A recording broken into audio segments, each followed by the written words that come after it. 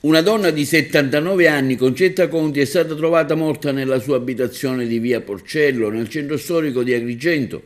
La donna anziana aveva una ferita alla testa, una circostanza per la quale si pensa che possa essere stata uccisa nel corso di una rapina.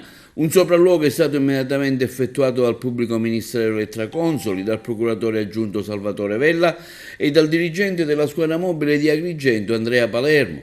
Immediatamente a chiamare i vigili del fuoco nel pomeriggio erano stati i vicini di casa che da 2 o 3 giorni non vedevano più la persona anziana, non riuscivano a mettersi in contatto con lei. In serata la Procura della Repubblica di Agrigento ha disposto l'autopsia sul corpo della donna per fare luce sulle cause che hanno determinato la morte della pensionata. Quella della rapina finita nel sangue è una pista privilegiata da parte degli inquirenti.